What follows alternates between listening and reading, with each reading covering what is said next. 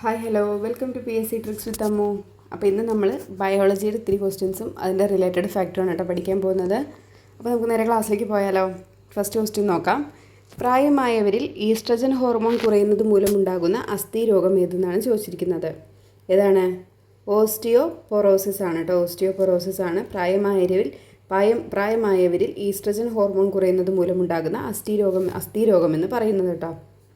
നമ്മുടെ അസ്ഥികളിൽ ഏറ്റവും കൂടുതൽ കാണപ്പെടുന്ന സംയുക്തം ഏതാണ്? അസ്ഥികളിൽ ഏറ്റവും കൂടുതൽ കാണപ്പെടുന്ന സംയുക്തം കാൽസ്യം ഫോസ്ഫേറ്റ് ആണ് കേട്ടോ. കാൽസ്യം ഫോസ്ഫേറ്റ് ഞാൻ ഇതുമായിട്ട് പറഞ്ഞേ ഉള്ളൂ.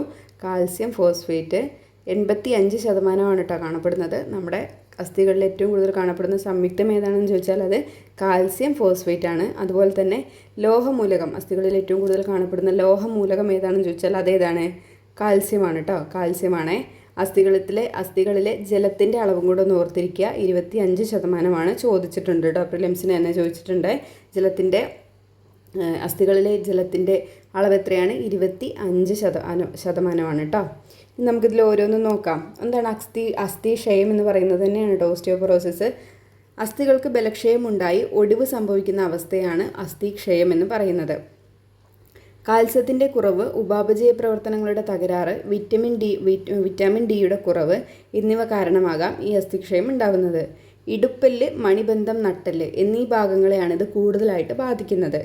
ഈസ്ട്രജൻ ഹോർമോണിൻ്റെ അളവ് കുറയുന്നതാണ് പ്രധാന കാരണം എന്ന് പറയുന്നത്. മനസ്സിലാവുന്നുണ്ടോ? അപ്പോൾ ചോദിച്ചിരിക്കുന്നത് ഈസ്ട്രജൻ ഹോർമോൺ കുറയുന്നത് മൂലമുണ്ടാകുന്ന അസ്ഥിരോഗമാണെന്ന് ചോദിച്ചിരിക്കുന്നത്. ഓസ്റ്റിയോപൊറോസിസ് ആണ്. അതിൻ്റെ വേറെ മലയാളം പേരാണ് അസ്ഥിക്ഷയം എന്ന് പറയുന്നത് കേട്ടോ. അപ്പോൾ എങ്ങനെയാണ്? അസ്ഥികൾക്ക് ബലക്ഷയം ഉണ്ടായിട്ട് ഒടിവ് സംഭവിക്കുന്നൊരവസ്ഥയാണ്. കാൽസ്യത്തിൻ്റെ കുറവ്, ഉപാപചയ പ്രവർത്തനങ്ങളുടെ തകരാറ്, വിറ്റാമിൻ ഡിയുടെ കുറവ് എന്നിവ കാരണമാകാം. പിന്നെ ഇടുപ്പെല്ല്, മണിബന്ധം, നട്ടെല്ല് എന്നീ ഭാഗങ്ങളെയാണ് കൂടുതലായിട്ടത് ബാധിക്കുന്നത് അല്ലേ. ഈസ്ട്രജൻ ഹോർമോണിൻ്റെ അളവ് കുറയുന്നതാണ് ഓസ്റ്റിയോപൊറോസിസ് അല്ലെങ്കിൽ അസ്ഥിക്ഷയത്തിൻ്റെ പ്രധാന കാരണം എന്ന് പറയുന്നത്. എന്താണ് രക്തവാതം എന്ന് പറയുന്നത്? രക്തവാദമാണ് കേട്ടോ. ഗൗട്ട് എന്ന് പറയുന്നത് രക്തവാദം. പരൽ രൂപത്തിൽ യൂറിക് ആസിഡ് അടിഞ്ഞുകൂടുന്നത് മൂലം സന്ധികളിൽ ഉണ്ടാകുന്ന നീർവീക്കത്തെയാണ് നമ്മൾ രക്തവാദം എന്ന് പറയുന്നത്. മനസ്സിലാവുന്നുണ്ടോ? പരൽ രൂപത്തിൽ യൂറിക് ആസിഡ് അടിഞ്ഞുകൂടുന്നത് മൂലം സന്ധികളിൽ ഉണ്ടാകുന്ന നീർവീക്കത്തെ എന്ത് പേരിൽ അറിയപ്പെടുന്നു? അത് രക്തവാദം അല്ലെങ്കിൽ ഗൗട്ട് എന്ന പേരിലാണ് അറിയപ്പെടുന്നത്. ഇനി അടുത്തതാണ് റുമാറ്റിക് ആർത്രൈറ്റിസ് അല്ലെങ്കിൽ സന്ധിവാദം എന്ന് പറയുന്നത്. സന്ധികളിലെ അണുബാധ, പരിക്കുകൾ, പ്രായാധിക്യം എന്നിവ കാരണം ആണ് നമ്മുടെ ഈ സന്ധിവാദം ഉണ്ടാകുന്നത്. എന്തൊക്കെയാണ് അതിൻ്റെ ബുദ്ധിമുട്ടുകൾ? അസഹനീയമായ വേദന ഉണ്ടാവും. സന്ധികൾ ചലിപ്പിക്കാൻ കഴിയാത്ത അവസ്ഥയായിരിക്കും. ഇനി തരുണാസ്ഥി വലയത്തിനുള്ള തകരാറും സന്ധികളിൽ ഉണ്ടാകുന്ന നീർവീക്കവും എന്തിന് കാരണമാകും? റുമാറ്റിക് ആർത്രൈറ്റിസ് അല്ലെങ്കിൽ സന്ധിവാദത്തിന് കാരണമാകും. സന്ധികളിലെ അണുബാധ, പരിക്കുകൾ, പ്രായാധിക്യം എന്നിവ എന്തുണ്ടാകാം? സന്ധിവാദം ഉണ്ടാവാം. ഇനിയാണ് മയാസ്തേനിയ ഗ്രേവിസ് എന്ന് പറയുന്നത്. അതെന്താണ്? പ്രത്യേകം ശ്രദ്ധിക്കുക. ശരീരത്തിൻ്റെ സ്വയം പ്രതിരോധ സംവിധാനത്തിൻ്റെ തകരാറ് കൊണ്ടാണ് ഇത് സംഭവിക്കുന്നത്. അങ്ങനെയും ക്വസ്റ്റ്യൻ വരാം കേട്ടോ. ശരീരത്തിൻ്റെ സ്വയം പ്രതിരോധ സംവിധാനത്തിൻ്റെ തകരാറ് കൊണ്ട് സംഭവിക്കുന്ന ഒരു അസ്ഥിരോഗം ഏതാണ്? മയാസ്തേനിയ ഗ്രേവിസ് ആണ് കേട്ടോ. അങ്ങനെ തന്നെ ക്വസ്റ്റ്യൻ എഴുതി വെച്ചിട്ട് ഈ ആൻസർ എഴുതി വെച്ചേക്കണേ. മയാസ്തേനിയ ഗ്രേവിസ് ശരീരത്തിൻ്റെ സ്വയം പ്രതിരോധ സംവിധാനത്തിൻ്റെ തകരാറ് കൊണ്ട് സംഭവിക്കുന്ന അസ്ഥിരോഗമാണ് മയാസ്തേനിയ ഗ്രേവിസ്. ഈ രോഗം അസ്ഥിപേശികളുടെ ക്ലെമം, ക്ഷീണം, തളർച്ച എന്നിവയ്ക്ക് എന്താക്കുന്നു? കാരണം ആക്കുന്നു. ഇനി നമുക്ക് കുറച്ച് റിലേറ്റഡ് കാര്യങ്ങൾ നോക്കാം. ഇതുമായിട്ട് ബന്ധപ്പെടുമ്പോൾ നമ്മൾ അറിഞ്ഞിരിക്കേണ്ടതാണ് ഈ അസ്ഥികൾ നിർമ്മിക്കപ്പെട്ടിരിക്കുന്ന കോശങ്ങൾ ഏതൊക്കെയാണെന്നുള്ളത്. ഏതൊക്കെയാണ്? ഓസ്റ്റിയോബ്ലാസ്റ്റുകൾ, ഓസ്റ്റിയോസൈറ്റുകൾ കൊണ്ടാണ് അസ്ഥികൾ നിർമ്മിക്കപ്പെട്ടിരിക്കുന്നത്. എന്തൊക്കെയാണ്? ഓസ്റ്റിയോബ്ലാസ്റ്റുകൾ, ഓസ്റ്റിയോസൈറ്റുകൾ എന്നിവ കൊണ്ടാണ് എന്ത് നിർമ്മിച്ചിരിക്കുന്നത്? അസ്ഥികൾ നിർമ്മിച്ചിരിക്കുന്നത്. ഈ അസ്ഥികൾ നിർമ്മിക്കപ്പെട്ടിരുന്ന സംയുക്തങ്ങൾ ഏതൊക്കെയാണെന്ന് ചോദിച്ചാൽ ഏതാണ്? കാൽസ്യം ഫോസ്ഫേറ്റും കാൽസ്യം കാർബണേറ്റുമാണ്. അതിൽ ഏറ്റവും കൂടുതൽ ഏതാണ് കാണപ്പെടുന്നതെന്ന് ചോദിച്ചാൽ ഏതാണ്? Calcium phosphate 85%. അസ്ഥികൾ നിർമ്മിക്കപ്പെട്ടിരുന്ന സംയുക്തങ്ങൾ ഏതൊക്കെയാണ്? Calcium phosphate, calcium carbonate. ഇനി അക്ഷാസ്ഥികൂടമുണ്ട്, അനുബന്ധാസ്ഥികൂടമുണ്ട്. നിങ്ങൾക്ക് അറിയാമല്ലോ. ഞാൻ കഴിഞ്ഞ ബയോളജി ക്ലാസ്സിൽ പറഞ്ഞിട്ടുണ്ടാവും. അക്ഷാസ്ഥികൂടത്തിൽ ഉൾപ്പെടുന്ന അസ്ഥികൾ ഏതൊക്കെയാണ്? മാറെല്ല്, തലയോട്, നട്ടെല്ല്, വാരിയെല്ലാണ് കേട്ടോ. ഇനി അക്ഷാസ്ഥികൂടത്തിൽ എത്ര അസ്ഥികളുണ്ടാവും? 80 കേട്ടോ. 80 അസ്ഥികളുടെ എണ്ണം. അക്ഷാസ്ഥികൂടത്തിൽ ഉൾപ്പെടുന്ന അസ്ഥികൾ ഏതൊക്കെയാണ്? മാറെല്ല്, തലയോട്, നട്ടെല്ല്, വാരിയെല്ലുകൾ. ഇനി അനുബന്ധ അസ്ഥികൂടാണെങ്കിലോ 180 അതിലേതൊക്കെ പെടും? കൈകാലുകളിലെ അസ്ഥികൾ, തോളെല്ല്, ഇടുപ്പെല്ല് കേട്ടോ. സോറി, 180 അല്ല, 126 കേട്ടോ. 126. 80 126 അല്ലേ, 206 വരുള്ളൂ. 80 126 കേട്ടോ അനുബന്ധാസ്ഥികൂടം. അപ്പോൾ ഏതൊക്കെയാണ് വരുന്നത്? കൈകാലുകളിലെ അസ്ഥികളും തോളെല്ല്, ഇടുപ്പെല്ല്, ഇത്രയും അസ്ഥികളാണ് അതിൽ വരിക കേട്ടോ. ഇനി ഉളുക്ക് എന്താണെന്ന് ചോദിക്കാറുണ്ട്. ഉളുക്ക് എന്താണ്? ഉളുക്ക് എന്ന് പറയുന്നത് സ്നായുക്കൾ വലിയുകയോ പൊട്ടുകയോ ചെയ്യുന്ന അവസ്ഥയെ എന്തെന്ന് പറയും? ഉളുക്കെന്ന് പറയും. സ്നായുക്കൾ വലിയുകയോ പൊട്ടുകയോ ചെയ്യുന്ന അവസ്ഥയ്ക്ക് എന്ത് പറയുന്നു? ഉളുക്കെന്ന് പറയുന്നു. ഇതിൽ ഈ മയോസ്തേനിയ ഗ്രേവ്സ് നമ്മൾ പുതിയതായിട്ട് പഠിക്കുന്നതാണ്, അത് എഴുതി വെച്ചേക്കണം കേട്ടോ. ബാക്കി ഇതെല്ലാം ചോദിച്ച് കണ്ടിട്ടുണ്ട്. ഇപ്പോൾ ഇതിൽ കണ്ടില്ലേ, ഇതെല്ലാം ചിലപ്പോൾ ചോദിക്കാൻ സാധ്യതയുള്ള, ഇനിയും ചോദിക്കാൻ സാധ്യതയുള്ള ക്വസ്റ്റ്യനാണ്. നമ്മൾ ഈ അസ്ഥി എന്നുള്ള അസ്ഥി വ്യവസ്ഥ, അസ്ഥി ഭാഗം പഠിക്കുന്ന സമയത്ത് ഇതെല്ലാം നമ്മൾ പഠിക്കേണ്ടതാണ് കേട്ടോ. അപ്പോൾ ഇതിന്ന് എന്തെങ്കിലും ക്വസ്റ്റ്യൻ, ഇതിന്ന് എന്തെങ്കിലും ഡൗട്ടൊന്നും ഇല്ലല്ലോ ഇതുവരെ പറഞ്ഞതിൽ? ഏറ്റവും കൂടുതൽ ഏതാണ്? കാൽസ്യം ഫോസ്ഫേറ്റ് ആണ് കേട്ടോ. അസ്ഥികളിൽ ഏറ്റവും കൂടുതൽ കാണപ്പെടുന്ന സംയുക്തം കാൽസ്യം ഫോസ്ഫേറ്റ് ആണ്. ഏതാണ് ഏറ്റവും കൂടുതൽ ലോഹമൂലകം എന്ന് ചോദിച്ചാൽ അതേതാണ്? കാൽസ്യമാണ് കേട്ടോ. അടുത്ത ക്വസ്റ്റ്യൻ നോക്കാം. നട്ടെല്ലിലെ അറ്റ്ലസ്, ആക്സിസ് എന്നീ കശേരുക്കൾക്കിടയിലായി കാണപ്പെടുന്ന സന്ധി.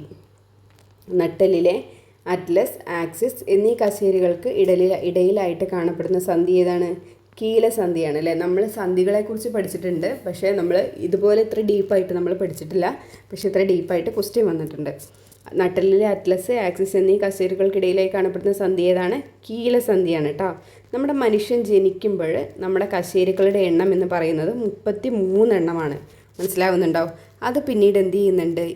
പ്രായപൂർത്തിയാകുമ്പോൾ നട്ടെല്ലിലെ കശേരുക്കളുടെ എണ്ണം എത്രയാകും? 26 ആകും. നമ്മുടെ ഈ തലയോട്ടിയിൽ നിന്ന് തുടങ്ങുന്ന നട്ടെല്ലിനെ 5 തിരിച്ചിട്ടുണ്ട്. മനസ്സിലാവുന്നുണ്ടോ? 5 തിരിച്ചിരിക്കുന്നത്. അതിൽ കുറവ് വരുന്നത് എന്താണെന്ന് വെച്ചാൽ ഈ പ്രായപൂർത്തിയാകുന്നതോടുകൂടി ചില കശേരുക്കൾ എന്ത് ചെയ്യും? എല്ലാം കൂടെ ഫുള്ളായിട്ട് ചേർന്നിട്ട് പുതിയ കശേരുക്കൾ ഉണ്ടാകും.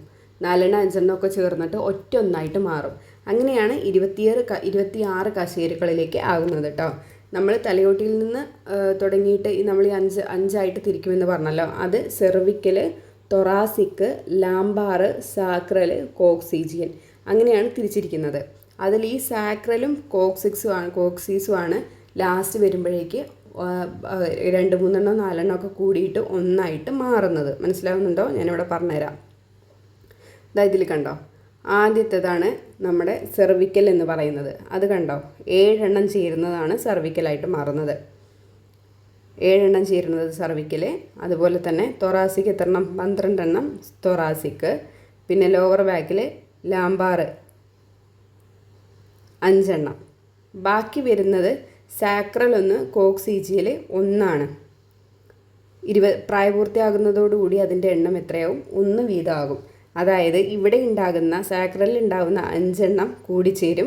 കോക്സിക്സിൽ ഉണ്ടാകുന്ന 4 എന്ത് ചെയ്യും?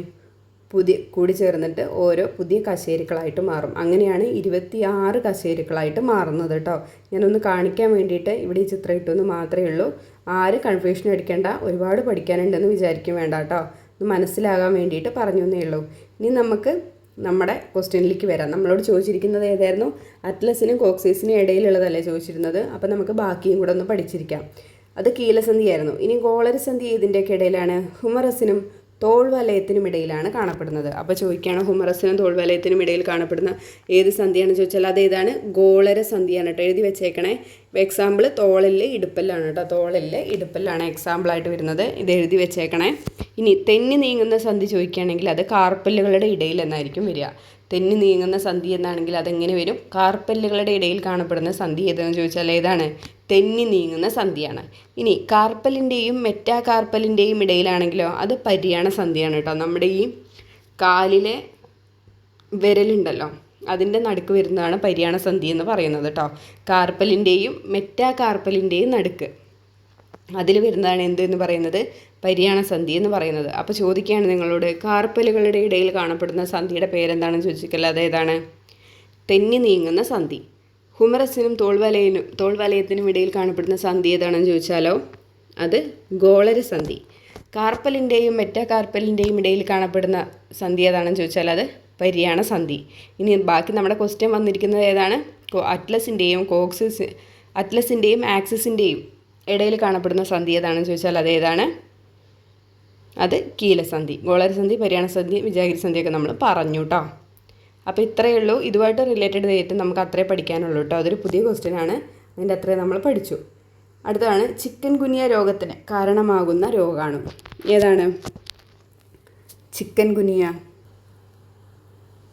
ഡെൻ 1 വൈറസ് ആണ് അല്ലേ. ചിക്കൻ ഗുനിയ രോഗത്തിന് കാരണമാകുന്ന രോഗാണു ഏതാണ്? Den 1 virus. അപ്പോൾ നമുക്ക് കുറച്ച് റിപ്പീറ്റായിട്ട് ചോദിച്ചുകൊണ്ടിരിക്കുന്ന ഈ പ്രിലിംസിനൊക്കെ ചോദിച്ച് കാണാറുള്ള കുറച്ച് രോഗങ്ങളുടെയും അതിൻ്റെ രോഗാണുവിനെ നമുക്ക് നോക്കാം.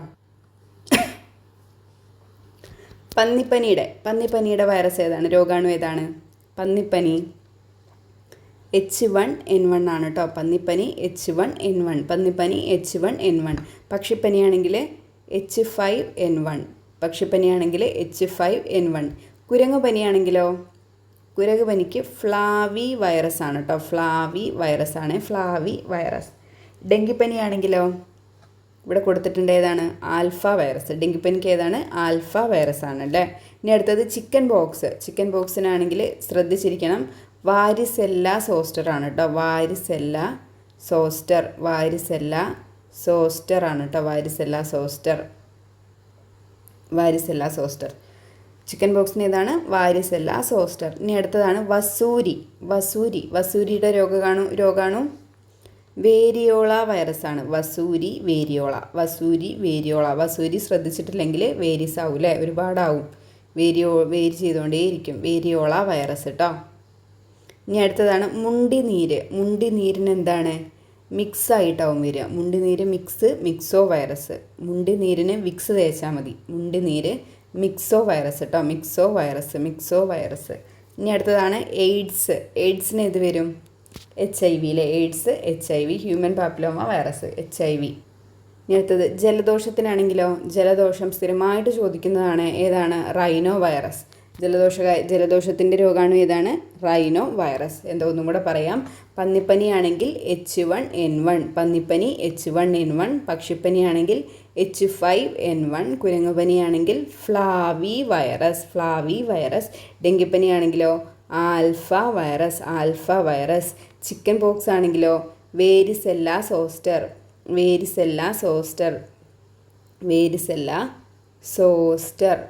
ഇനി അടുത്തത് വസൂരി ആണെങ്കിലോ? അത് വേരിയോള. മുണ്ടിനീരാണെങ്കിൽ വിക്സ് തേച്ചാൽ മതി. അപ്പോൾ മിക്സോ വൈറസ്. ജലദോഷമാണെങ്കിൽ ഇതാ റൈനോ വൈറസ്. ഇത്രയും ഓർത്തിരിക്കുക കേട്ടോ. AB രക്തഗ്രൂപ്പുള്ള ഒരാൾക്ക് ഏതൊക്കെ ഗ്രൂപ്പുകാർക്ക് രക്തം ദാനം ചെയ്യാൻ വേണ്ടിയിട്ട് സാധിക്കുന്നതാണ് ചോദിച്ചിരിക്കുന്നത്. AB രക്തഗ്രൂപ്പുള്ള ഒരാൾക്ക് ഏതൊക്കെ ഗ്രൂപ്പുകാർക്കാണ് രക്തം ദാനം ചെയ്യാൻ സാധിക്കുന്നത്? രക്തഗ്രൂപ്പ് Aക്കും Bക്കും ആണ് രക്തം ദാനം ചെയ്യാൻ സാധിക്കുന്നത് കേട്ടോ. AB രക്തഗ്രൂപ്പുള്ള ഒരാൾക്ക് രക്തഗ്രൂപ്പ് ABക്ക് മാത്രമാണ് രക്തം ദാനം ചെയ്യാൻ സാധിക്കുന്നത്. ശരീരത്തിൽ പ്രവേശിച്ച് പ്രതിരോധ വ്യവസ്ഥയെ ഉത്തേജിപ്പിക്കുന്ന രോഗാണുക്കളെയും അന്യവസ്തുക്കളെയും ആൻറ്റിജനുകൾ എന്നാണ് പറയുന്നത്. ഓരോ ആൻറ്റിജൻ്റെയും ഘടന തിരിച്ചറിഞ്ഞ് അവയെ പ്രത്യേകം നശിപ്പിക്കുന്ന ഒരു പ്രതിരോധ സംവിധാനത്തിന് പേരെന്ത് പറയും? പ്രത്യേക പ്രതിരോധമെന്ന് പറയും. ശരീരത്തിലെത്തുന്ന ആൻറ്റിജനുകൾക്കെതിരെ ഉൽപ്പാദിപ്പിക്കുന്ന പ്രോട്ടീനുകളെ എന്ത് പറയുന്നു? ആൻറ്റിബോഡികൾ എന്നാണ് പറയുന്നത്. നമ്മുടെ ശരീരത്തിലെത്തുന്ന ആൻറ്റിജനുകൾക്കെതിരെ ഉൽപ്പാദിപ്പിക്കുന്ന പ്രോട്ടീനുകൾ ഏതാണ്? ആൻറ്റിബോഡികളാണ്.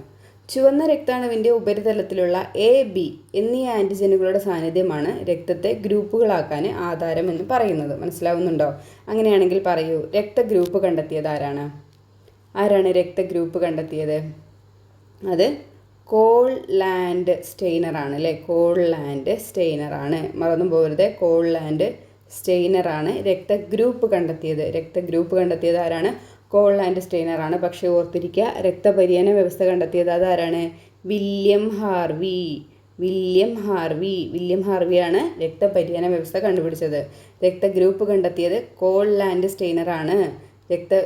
രക്തപര്യന വ്യവസ്ഥ കണ്ടെത്തിയത് ആരാണ്? വില്യം ഹാർവിയാണ്. നമ്മുടെ രക്തത്തിൻ്റെ pH മൂല്യം എത്രയാണ്? രക്തത്തിൻ്റെ pH മൂല്യം എത്രയാണ്? 7.4 അല്ലേ. നമ്മുടെ രക്തത്തിൻ്റെ pH മൂല്യം എത്രയാണ്? 7.4. എപ്പോഴും കൺഫ്യൂഷൻ അടിക്കുന്ന ഒരു ചോദ്യമാണ്. രക്തം ശുദ്ധീകരിക്കുന്ന അവയവവും മനുഷ്യ ശരീരത്തിൽ രക്തം അരിച്ച് ശുദ്ധീകരിക്കുന്ന അവയവവും. രക്തം ശുദ്ധീകരിക്കുന്ന അവയവം ഏതാണ്? അത് ശ്വാസകോശമാണ്. ശ്വാസകോശം വന്നിട്ടുണ്ട് കേട്ടോ ഒരു വട്ടം പ്രിലിംസിന്. രക്തം ശുദ്ധീകരിക്കുന്ന അവയവം ഏതാണ്? ശ്വാസകോശമാണ്. മനുഷ്യ ശരീരത്തിൽ രക്തം അരിച്ച് ശുദ്ധീകരിക്കുന്ന അവയവമാണെങ്കിൽ ഏതാണ്? അത് വൃക്കയാണ് കേട്ടോ. വൃക്ക.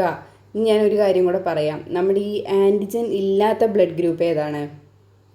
അത് O ഗ്രൂപ്പാണ് കേട്ടോ. ആൻറ്റിജൻ ഇല്ലാത്ത ബ്ലഡ് ഗ്രൂപ്പ് O ഗ്രൂപ്പാണ്.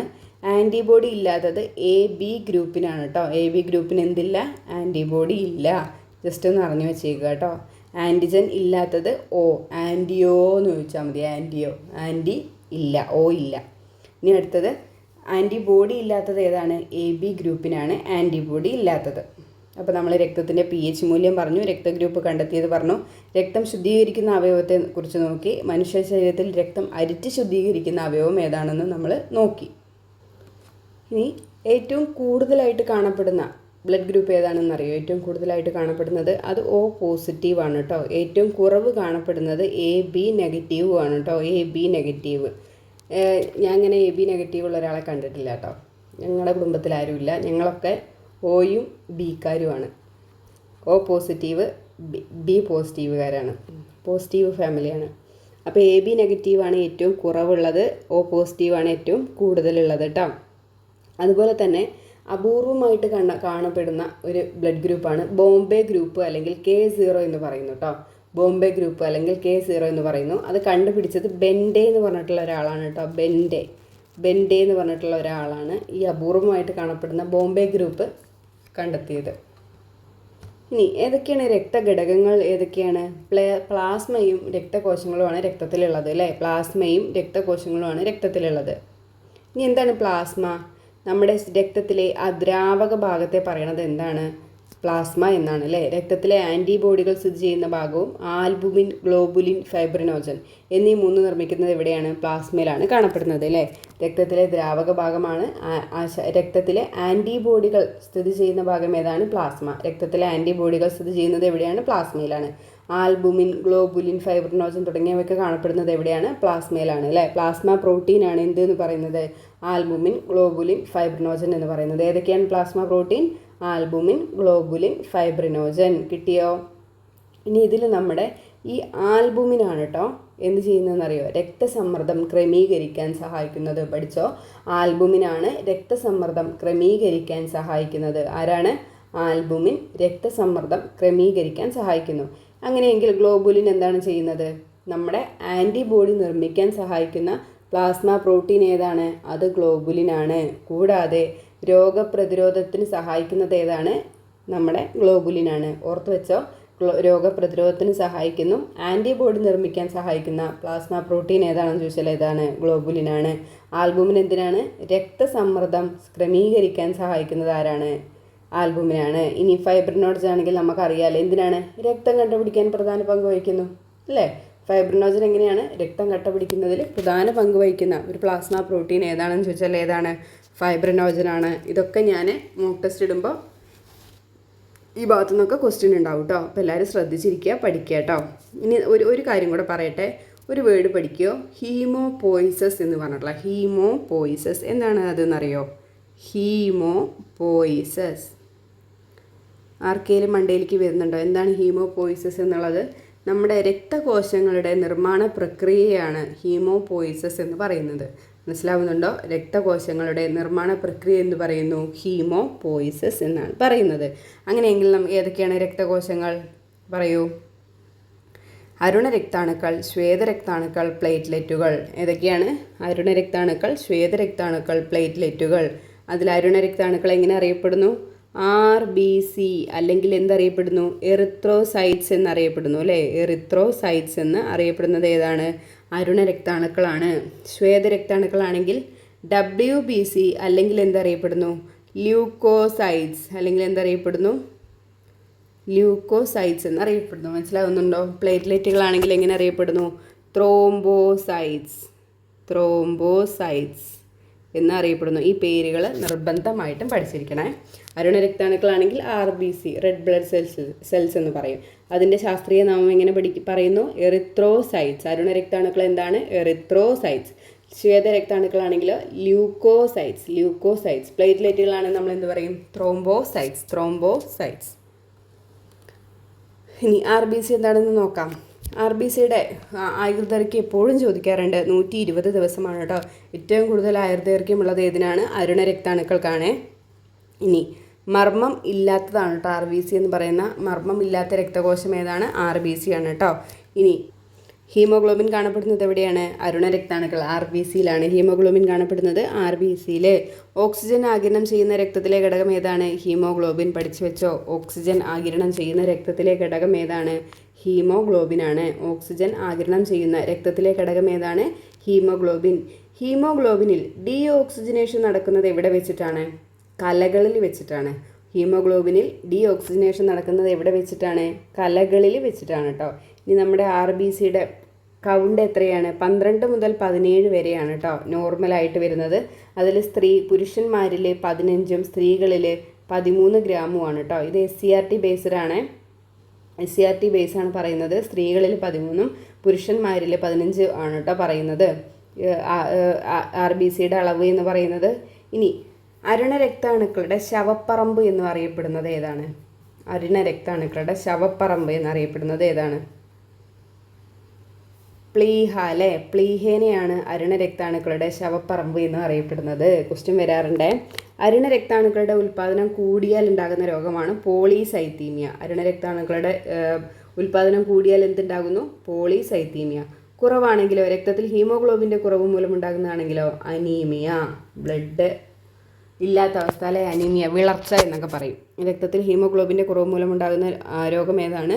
അനീമിയാണ്. ഒരുവിധപ്പെട്ട മിക്ക സ്ത്രീകളും അനീമിക്കായിരിക്കും അല്ലേ? ഞാനിപ്പോഴും ഇതിന് മരുന്നെടുത്തുകൊണ്ടിരിക്കുകയാണ് കേട്ടോ. ബ്ലഡിനുള്ള എനിക്ക് വൈറ്റമിൻ D ഡെഫിഷ്യൻസി ഉണ്ട്, അനീമിയ ഉണ്ട്. എല്ലാം ഈ 2 ഡെലിവറിക്ക് ശേഷം വന്നിട്ടുള്ള കിട്ടിയിട്ടുള്ള ബോണസുകളാണ് എല്ലാം. നമുക്കത് എത്രയും കൂടെ മാനേജ് ചെയ്യാൻ പറ്റുന്നില്ല. എല്ലാവരും ശ്രദ്ധിക്കട്ടെ. ഈ വൈറ്റമിൻ D ഡെഫിഷ്യൻസി എന്ന് പറയുന്നത് മിക്കപ്പോഴും നമ്മൾ ഡെലിവറിയൊക്കെ കഴിഞ്ഞ സ്ത്രീകളിൽ കാണപ്പെടുന്നതാണ്. ഓപ്പറേഷനൊക്കെ ആണെങ്കിൽ പ്രത്യേകിച്ചും, സിസേറിയനൊക്കെ കഴിഞ്ഞവരിലാണെങ്കിൽ പ്രത്യേകിച്ചും വൈറ്റമിൻ D ഡെഫിഷ്യൻസി ഉണ്ടാകും. നിങ്ങൾ അത് വെച്ചുകൊണ്ടിരിക്കരുത്. അങ്ങനത്തെ അതിൻ്റെ എന്തെങ്കിലും ഒരു സിംറ്റം, ഈ തലകറക്കം, ഒരുപാട് മുടി കൊഴിച്ചിൽ, അങ്ങനെയൊക്കെ ഉണ്ടെങ്കിൽ നിങ്ങൾ അതൊന്ന് ചെക്ക് ചെയ്യുക കേട്ടോ. 1000 രൂപ എന്തോ ആണ് അത് ചെക്ക് ചെയ്യാൻ വേണ്ടിയിട്ടുള്ള ക്യാഷ് എന്ന് പറയുന്നത് കേട്ടോ. അത് അതും തൈറോയിഡും ചെക്ക് ചെയ്യാൻ ആരും മറക്കരുത് കേട്ടോ. കാരണം ഒരുപാട് സ്ത്രീകളത് ശ്രദ്ധിക്കാതെ വിടുന്നൊരു കാര്യമാണ് ഈ ഹെയർ ലോസ്. അതുപോലെ തന്നെ കഴുത്തിന് ചുറ്റുണ്ടാകുന്ന കറുപ്പുകൾ, ഇതെല്ലാം ആരും പെട്ടെന്ന് ശ്രദ്ധിക്കില്ല. ഇതൊക്കെ ശ്രദ്ധിക്കുക കേട്ടോ. കാരണം നമ്മുടെ ലൈഫ് ഒന്നേ ഉള്ളൂ. മറ്റുള്ളവർക്ക് വേണ്ടിയും കുട്ടികൾക്ക് വേണ്ടിയിട്ടാണെങ്കിലും ഹസ്ബൻഡിന് വേണ്ടിയിട്ടാണെങ്കിലും നമ്മളുടെ ലൈഫ് നമ്മൾ മുന്നോട്ട്, നമ്മളുടെ സൗന്ദര്യവും നമ്മളുടെ കോൺഫിഡൻറ്റും ഒക്കെ നമ്മൾ മുന്നോട്ട് കൊണ്ടുപോകണം. അപ്പോൾ ഇങ്ങനത്തെ എന്തെങ്കിലുമൊക്കെ രോഗങ്ങളൊന്നും വെച്ചുകൊണ്ടിരിക്കാൻ പാടില്ല. ഇങ്ങനത്തെ എന്തെങ്കിലും സിംറ്റംസ് ഉണ്ടെങ്കിൽ നിങ്ങൾ അതിന് വേണ്ടിയിട്ട് കാണിക്കുക കേട്ടോ. ഞാനത് അറിയാൻ ഒരുപാട് വൈകി. എനിക്ക് ഒരുപാട് ബുദ്ധിമുട്ടുകളുണ്ടായി. എനിക്ക് തലകറക്കം, ഇടയ്ക്കിടയ്ക്ക് തലയിറങ്ങി പോവുക. അത് ഞാൻ ആദ്യം വിചാരിച്ചത് ഇയർ ബാലൻസിൻ്റെ പ്രശ്നമാണെന്നാണ്. പിന്നെ അത് ചെക്ക് ചെയ്തപ്പോൾ ഇയർ ബാലൻസിൻ്റെ പ്രശ്നമല്ല, നമുക്ക് ഡിസിനസ് വരുന്നത് വൈറ്റമിൻ ഡിയുടെ ഡെഫിഷ്യൻസി കൊണ്ട് നമുക്ക് ഡിസിനസ് വരാം. അപ്പോൾ അങ്ങനെ ഇപ്പോൾ മരുന്നെടുത്തുകൊണ്ടിരിക്കുകയാണ്. ഭയങ്കര ബുദ്ധിമുട്ടായി. അപ്പോൾ അതൊക്കെ ഒന്ന് ചെക്ക് ചെയ്യാം കേട്ടോ എല്ലാവരും. നമുക്ക് ഇതിലേക്ക് വരാം. അപ്പോൾ രക്തത്തിൽ ഹീമോഗ്ലോബിൻ്റെ കുറവ് മൂലമുണ്ടാകുന്ന രോഗം ഏതാണ്? അനീമിയാണ്. അനീമിയ. അരുണരക്താണുക്കൾ ഉൽപ്പാദനം കൂടിയാൽ ഉണ്ടാകുന്ന രോഗം ഏതാണ്? അത് പോളിസൈത്തീമിയാണ് അല്ലേ? അരുണരക്താണുക്കളുടെ ശവപ്പറമ്പ് എന്ന് പറയുന്നത് ഏതാണ്? പ്ലീഹയാണ്. പ്ലീഹ. ഇനി നമുക്ക് എന്താണ് WBC നോക്കിയാലോ? വൈറ്റ് ബ്ലഡ് സെൽസ് അല്ലേ? വൈറ്റ് ബ്ലഡ് സെൽസ് അഥവാ എന്താണ്? ല്യൂക്കോസൈറ്റ്സ് അല്ലേ? ശരീരത്തിലെ പോരാളി, പ്രതിരോധ ഭടന്മാർ എന്നിങ്ങനെ അറിയപ്പെടുന്നത് ഏതാണ്? WBC ആണ്. ശരീരത്തിലെ പോരാളി, പ്രതിരോധ ഭടന്മാർ എന്നിങ്ങനെ അറിയപ്പെടുന്നത് ഏതാണ്? WBC ആണ്. ശരീരത്തിന് രോഗപ്രതിരോധ ശേഷി നൽകുന്ന ആൻറ്റിബോഡികൾ ഉൽപ്പാദിപ്പിക്കുന്നത് ആരാണ്? WBC ആണ് അല്ലേ? ഏറ്റവും വലിയ രക്താണുവാണ് WBC എന്ന് പറയുന്നത്. ഏറ്റവും വലിയ രക്താണു ഏതാണ്? WBC ആണ്. അങ്ങനെയെങ്കിൽ ഏറ്റവും വലിയ ശ്വേതരക്താണു ഏതാണ്?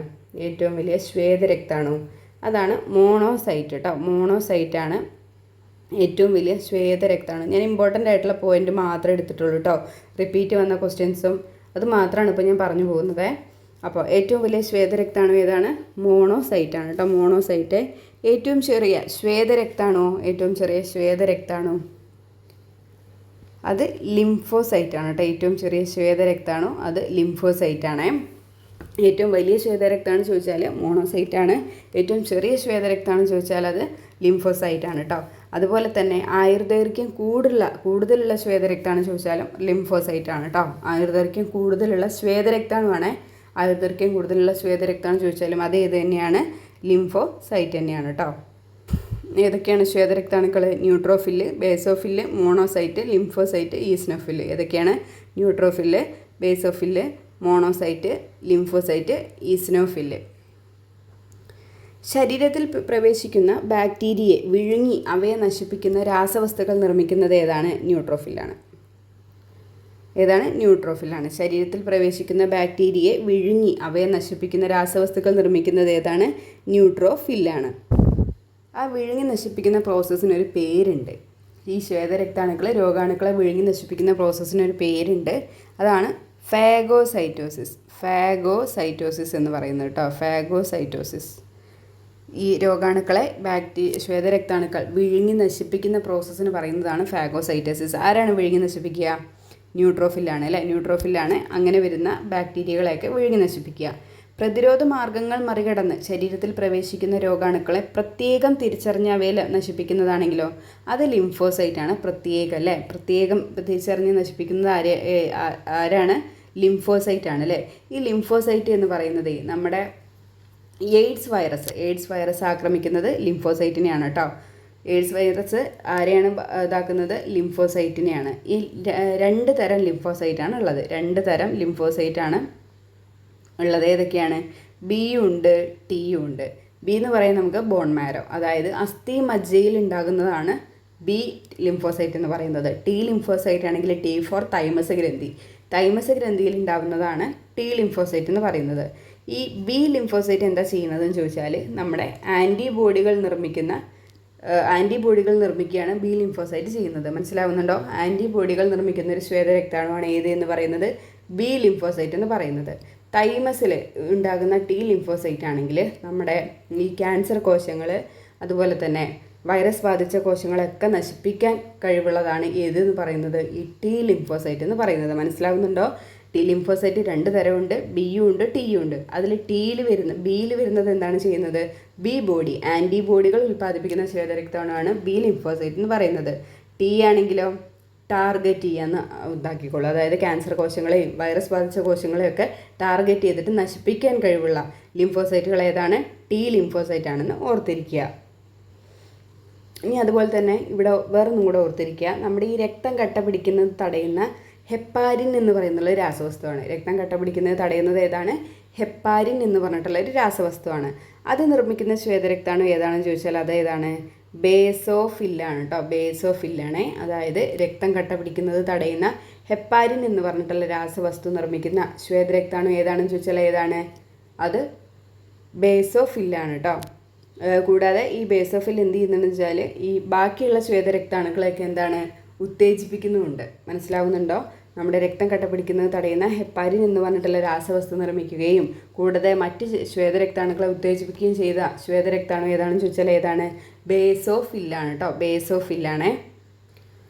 ശരീരത്തിൽ പ്രവേശിക്കുന്ന അന്യവസ്തുക്കളെ നശിപ്പിക്കുന്ന രാസവസ്തുക്കൾ ഉണ്ടാക്കുകയും പ്രതികരണത്തിന് ആവശ്യമായ രാസവസ്തുക്കൾ ഉൽപ്പാദിപ്പിക്കുകയും ചെയ്യുന്നത് ആരാണ്? അത് ഈസ്നോഫിലാണ്. ശരീരത്തിൽ പ്രവേശിക്കുന്ന അന്യവസ്തുക്കളെ നശിപ്പിക്കുന്ന രാസവസ്തുക്കൾ ഉണ്ടാക്കുകയും പ്രതികരണത്തിന് ആവശ്യമായിട്ടുള്ള രാസവസ്തുക്കൾ ഉൽപ്പാദിപ്പിക്കുകയും ചെയ്യുന്നത് ആരാണ്? ഈ ഈസ്നോഫിലാണ്. ഈസ്നോഫില് കൂടിക്കഴിഞ്ഞാൽ ഉണ്ടാകുന്നൊരവസ്ഥയാണ് ഈസ്നോഫീലിയ എന്ന് പറയുന്നത് കേട്ടോ. ഈസ്നോഫില് കൂടിക്കഴിഞ്ഞാൽ ഉണ്ടാകുന്ന അവസ്ഥയ്ക്ക് പറയുന്ന പേരാണ് ഈസ്നോഫീലിയ എന്ന് പറയുന്നത് കേട്ടോ. ഇനി ഏറ്റവും ചെറിയ രക്തകോശം ഏതാണ്? അത് പ്ലേറ്റ്ലെറ്റുകളാണ്. എന്തിനു വേണ്ടിയിട്ട് ഹെൽപ്പ് ചെയ്യുന്നു? രക്തം കട്ട പിടിക്കാൻ സഹായിക്കുന്ന രക്തകോശമാണ് ഏത് എന്ന് പറയുന്നത്? പ്ലേറ്റ്ലെറ്റുകൾ എന്ന് പറയുന്നത് കേട്ടോ. ഇനി നമ്മുടെ ഈ ലൂക്കോപീനിയ അതൊക്കെ ക്വസ്റ്റ്യൻ വന്നിട്ടുള്ളതാണ് കേട്ടോ. രക്താർബുദം, ലൂക്കോപീനിയ അതും കൂടി ഒന്ന് നോക്കാം. നമ്മുടെ ഈ ബ്ലഡിൽ ശ്വേതരക്താണുക്കൾ കൂടിക്കഴിഞ്ഞുണ്ടാകുന്ന രോഗം ഏതാണ്? അതാണ് രക്താർബുദം എന്ന് പറയുന്നത്. അതായത് ക്യാൻസർ പോലുള്ള ഒരു ബ്ലഡ് ക്യാൻസർ എന്ന് പറയും. ബ്ലഡിൽ ശ്വേതരക്താണുക്കൾ കൂടിക്കഴിഞ്ഞാൽ ഉണ്ടാകുന്ന രോഗമാണ് രക്താർബുദം. ഇനി ബ്ലഡിൽ ശ്വേതരക്താണുക്കൾ കുറഞ്ഞാലൊരു അസുഖം ഉണ്ടാകും, അതാണ് ലൂക്കോപീനിയ എന്ന് പറയുന്നത് കേട്ടോ. ലൂക്കോപീനിയ അത് ക്വസ്റ്റ്യൻ പേപ്പറിൽ വന്നിട്ടുണ്ട്, അതുകൊണ്ടാണ് ഞാനതെടുത്ത് പറയുന്നത്. ലൂക്കോപീനിയ എന്ത് കുറയുന്നത് മൂലമാണ്? ബ്ലഡിൽ ശ്വേതരക്താണുക്കൾ കുറയുന്നത് മൂലമുണ്ടാകുന്ന രോഗം ഏതാണ്? ലൂക്കോപീനിയാണ്. ഇനി ബ്ലഡിൽ ശ്വേതരക്താണുക്കൾ കൂടിക്കഴിഞ്ഞാൽ എന്താണ് ഉണ്ടാവുക? അത് രക്താർബുദമാണ് ഉണ്ടാവുക കേട്ടോ. ഇനി അതുപോലെ തന്നെ അവിടെ പറയേണ്ട വേറൊരു വേർഡാണ് എറിത്രോബ്ലാസ്റ്റോസിസ് ഫീറ്റാലിസ് എന്ന് പറയുന്നത്. അപ്പോൾ ബ്ലാസ്റ്റോസിസ് ഫീറ്റാലിസ് എന്ന് പറയുന്നത് നെഗറ്റീവ് ബ്ലഡ് ഗ്രൂപ്പുള്ള ഒരു അമ്മ പോസിറ്റീവ് ബ്ലഡ് ഗ്രൂപ്പുള്ള ഒരു കുഞ്ഞിനെ ഗർഭം ധരിക്കുന്നത് മൂലം അതിനുണ്ടാകുന്ന ബുദ്ധിമുട്ടുകൾ, അത് അലസിപ്പോവാനുള്ള ബുദ്ധിമുട്ടുകൾ, റീസണാണ് കേട്ടോ. അത് ബ്ലാസ്റ്റോസിസ് ഫീറ്റാലിസ് എന്ന് പറയുന്നത് അത് കുഞ്ഞിന് ബുദ്ധിമുട്ടുണ്ടാകുന്നൊരവസ്ഥയാണ്. നെഗറ്റീവ് ബ്ലഡ് ഗ്രൂപ്പുള്ളൊരമ്മ പോസിറ്റീവ് ബ്ലഡ് ഗ്രൂപ്പുള്ള കുഞ്ഞിനെ ഗർഭം ധരിക്കുന്നതാണ് അതിന് കാരണമായിട്ട് വരുന്നത്. RH നെഗറ്റീവ് RH പോസിറ്റീവ് ആവാൻ പാടില്ല. അത് അങ്ങനെ ആയിക്കഴിഞ്ഞാൽ ഉണ്ടാകുന്ന ഒരു അസുഖമാണ് ഒരവസ്ഥയാണ് എറിത്രോബ്ലാസ്റ്റോസിസ് ഫീറ്റാലിസ് എന്ന് പറയുന്നത്. ഇത് പണ്ട് ക്വസ്റ്റ്യൻ പേപ്പറിലൊക്കെ കണ്ടിട്ടുണ്ടായിരുന്നു, പക്ഷേ ഇപ്പോൾ അതങ്ങനെ കാണാറില്ല കേട്ടോ. ഞാൻ ജസ്റ്റ് ഒന്ന് പറഞ്ഞു എന്നേ ഉള്ളേ. ഇനി നമ്മളിവിടെ അറിഞ്ഞിരിക്കേണ്ടതാണ് സാർവത്രിക ദാതാവ്. ഏതാണ് സാർവത്രിക ദാതാവ് എന്ന് പറയുന്നത്? അത് O ഗ്രൂപ്പാണ്. സാർവത്രിക സ്വീകർത്താവോ? AB ഗ്രൂപ്പാണ് കേട്ടോ. സാർവത്രിക ദാതാവ് എന്ന് പറയുന്നത് O ഗ്രൂപ്പും സാർവത്രിക സ്വീകർത്താവ് എന്ന് പറയുന്നത് AB ഗ്രൂപ്പുമാണ്. ഇമ്പോർട്ടൻ്റ് ആണ്. ഇവിടെ മഴ പെയ്യുന്നുണ്ട് കേട്ടോ. ഇപ്പോൾ അതിൻ്റെ സൗണ്ട് ആയിരിക്കും നിങ്ങൾ ചിലപ്പോൾ ബാക്ക്ഗ്രൗണ്ടിൽ കേൾക്കുക കേട്ടോ. നന്നായിട്ട് മഴ പെയ്യുന്നുണ്ട്. അപ്പോൾ സാർവത്രിക ദാതാവ് എന്ന് പറയുന്നത് ഏതാണ്? O ഗ്രൂപ്പാണ്. സാർവത്രിക സ്വീകർത്താവ് എന്ന് പറയുന്നത് ഏതാണ്? AB ഗ്രൂപ്പാണ് കേട്ടോ. അത് ഓർത്തിരിക്കുക. നമുക്കിനി ഓരോ ബ്ലഡ് ഗ്രൂപ്പിന് ആർക്കൊക്കെ ബ്ലഡ് കൊടുക്കാമെന്നും കൂടെ നോക്കിയിട്ട് നമുക്ക് ക്ലാസ് നിർത്താം കേട്ടോ. എ ഗ്രൂപ്പിന് ആർക്കൊക്കെയാണ് ബ്ലഡ് കൊടുക്കാൻ പറ്റുന്നത്? എക്കും കൊടുക്കാം, ABക്കും കൊടുക്കാൻ പറ്റും. ഇനി ബിക്കാണെങ്കിലോ? ബിക്കും കൊടുക്കാം, ABക്കും കൊടുക്കാം. ഇനി ABക്കാണെങ്കിലോ? ABക്കാണെങ്കിൽ ABക്ക് മാത്രമാണ് ബ്ലഡ് കൊടുക്കാൻ പറ്റുള്ളൂ. മനസ്സിലാവുന്നുണ്ടോ? ഇനി Oയ്ക്കാണെങ്കിലോ? Aക്ക് കൊടുക്കാം, Bക്ക് കൊടുക്കാം, ABക്ക് കൊടുക്കാം, Oയ്ക്ക് കൊടുക്കാം. മനസ്സിലാവുന്നുണ്ടോ? ഞാനിവിടെ ഒന്നും കൂടെ എഴുതാം. A ആണെങ്കിൽ Aക്ക് കൊടുക്കാം, ABക്ക് കൊടുക്കാം. B ആണെങ്കിൽ Bക്ക് കൊടുക്കാം, ABക്ക് കൊടുക്കാം. ഇത് ജസ്റ്റ് ഒന്ന് എഴുതി വെച്ചേരെ. എന്നിട്ട് പഠിക്കാം കേട്ടോ. ABക്കാണെങ്കിൽ ABക്ക് കൊടുക്കാം. Oയ്ക്കാണെങ്കിൽ എന്താണ്? സാർവത്രിക ദാതാവാണ് അല്ലേ. അപ്പോൾ Aക്ക് കൊടുക്കാം, Bക്ക് കൊടുക്കാം, ABക്ക് കൊടുക്കാം, Oയ്ക്ക് കൊടുക്കാം. A ഗ്രൂപ്പാണെങ്കിൽ Aക്കും ABക്കും മാത്രമേ കൊടുക്കാൻ പറ്റുള്ളൂ. B ഗ്രൂപ്പാണെങ്കിൽ Bക്കും ABക്കും മാത്രമേ കൊടുക്കാൻ പറ്റുള്ളൂ. ഇതൊന്ന് ഓർത്ത് വെച്ചേരെ. അതൊന്ന് എഴുതി വെച്ചേര് കേട്ടോ. അപ്പോൾ ഇന്നത്തെ ക്ലാസ് നിങ്ങൾക്ക് ഇഷ്ടമായി എന്ന് വിചാരിക്കുന്നു കേട്ടോ. അത്യാവശ്യം കുറച്ച് പോയിൻറ്റുകളൊക്കെ കിട്ടിയില്ലേ. ഇതേപോലെ ഇങ്ങനെ നമുക്ക് ബയോളജി ഇങ്ങനെ തന്നെ ഞാൻ കൊണ്ടുപോകാൻ കേട്ടോ വിചാരിച്ചിരിക്കുന്നത്. ഇത് അത്യാവശ്യം നമുക്ക് ആ ക്വസ്റ്റ്യൻ്റെ ഒരു പാറ്റേണും നമുക്ക് അറിയാൻ പറ്റും. പിന്നെ അതിൻ്റെ കുറച്ച് ഡീറ്റെയിൽഡ് ആയിട്ടുള്ള കാര്യങ്ങൾ നമുക്ക് അറിയാം. അതുമായിട്ട് ബന്ധപ്പെട്ടിട്ടുള്ള കുറച്ച് കാര്യങ്ങൾ നമുക്ക് അറിയാൻ പറ്റും. ഇങ്ങനെ ഫുള്ളായിട്ട് റാങ്ക് ഫയൽ പഠിക്കുന്നതിനേക്കാളും ഇത്രയും ബെറ്റർ ആണെന്ന് തോന്നുന്നു. നിങ്ങളുടെ അഭിപ്രായം കമൻറ്റ് ചെയ്ത് തരും കേട്ടോ. അപ്പോൾ ക്ലാസ് ഇഷ്ടമായി എന്ന് വിചാരിക്കണം. അപ്പോൾ ഇഷ്ടമാവുകയാണെങ്കിൽ ലൈക്ക് ചെയ്യാനും നിങ്ങളുടെ അഭിപ്രായങ്ങൾ ഇപ്പോൾ പറഞ്ഞ മാതിരി കമൻറ്റ് ചെയ്യാനും മറക്കരുത് കേട്ടോ. അപ്പോൾ വീണ്ടും നമുക്ക് നല്ലൊരു വീഡിയോയിൽ കാണാവേ. അവിടെയൊക്കെ എങ്ങനെയാണ്? മഴയുണ്ടോ? എല്ലാവർക്കും മഴയൊക്കെ കിട്ടിയോ? എന്തൊരു ചൂടായി. ഇവിടെ ഇരിക്കാൻ വയ്യ, വല്ലാത്ത ഉഷ്ണമാണ്. ഉള്ളിലും ഇരിക്കാൻ വയ്യ. കറണ്ട് പോയി കഴിഞ്ഞാൽ പാമ്പിനെ പേടിച്ചിട്ട് പുറത്തേക്ക് ഇറങ്ങാൻ വയ്യ. വല്ലാത്തൊരവസ്ഥയാണ്. അപ്പോൾ എന്തായാലും നമുക്കിനി അടുത്ത വീഡിയോയിൽ കാണാം കേട്ടോ. Thank you.